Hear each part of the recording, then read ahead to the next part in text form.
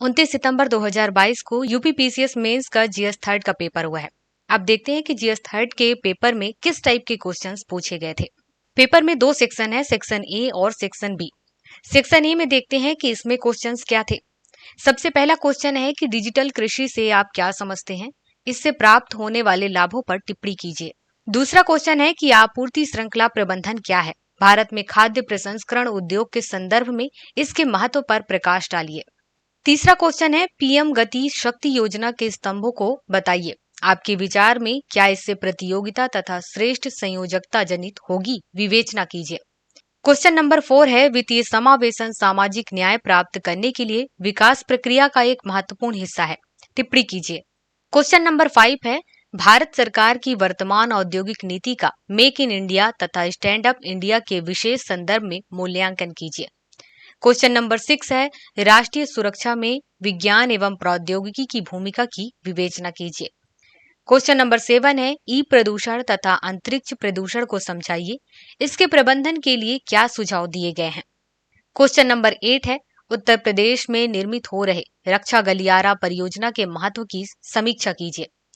Question number 9 है भारत की रक्षा की आवश्यकता को दृष्टिगत रखते हुए भारत सरकार की अग्निवीर योजना का विश्लेषण कीजिए। क्वेश्चन नंबर 10 है आपदाएं कितने प्रकार की होती हैं, भारत में इसके प्रबंधन पर व्याख्या कीजिए।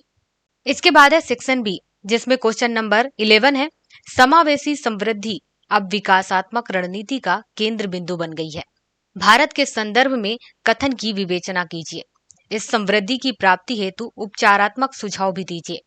क्वेश्चन नंबर 12 है कौशल विकास की देश की आर्थिक विकास में क्या भूमिका होती है, उत्तर प्रदेश कौशल विकास मिशन 2022 के उद्देश्यों और उसके मुख्य विशेषताओं पर प्रकाश डालिए। क्वेश्चन नंबर 13 है वैश्वीकरण और उदारीकरण की नीतियों का भारतीय अर्थव्यवस्था पर प्रभाव की विशेषताएं विदेशी व्यापार, पूंजी प्रवाहों एवं प्रविधि हस्तांतरण के संदर्भ में व्याख्या कीजिए। क्वेश्चन नंबर 14 है भारत में सौर ऊर्जा परियोजना की वित्तीय एवं तकनीकी व्यवहारिकता का परीक्षण कीजिए। देश में सौर ऊर्जा को प्रोत्साहन देने के लिए प्रारंभ की गई सरकारी योजनाओं पर भी चर्चा कीजिए। क्वेश्चन नंबर 15 है पूर्वी उत्तर प्रदेश के अपेक्षाकृत कम विकसित होने के लिए कौन से कारक उत्तरदायी हैं, व्याख्या कीजिए एवं इस क्षेत्र के विकास हेतु उपाय भी सुझाइए। क्वेश्चन नंबर 16 है नैनो साइंस और टेक्नोलॉजी को परिभाषित कीजिए, विज्ञान और कृषि के विभिन्न क्षेत्रों में उनकी क्षमता पर विस्तार से चर्चा कीजिए।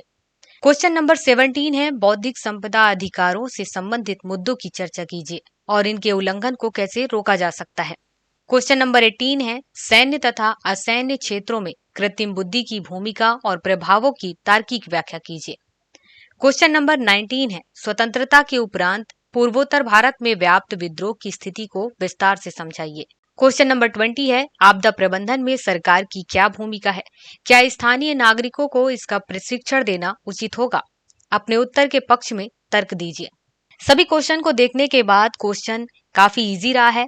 जिन्होंने अच्छे से पढ़ाई की है और इसकी प्रैक्टिस की है, सही ड्यूरेशन के अंदर ही सभी क्वेश्चन के आंसर आसानी से दिए जा सकते हैं।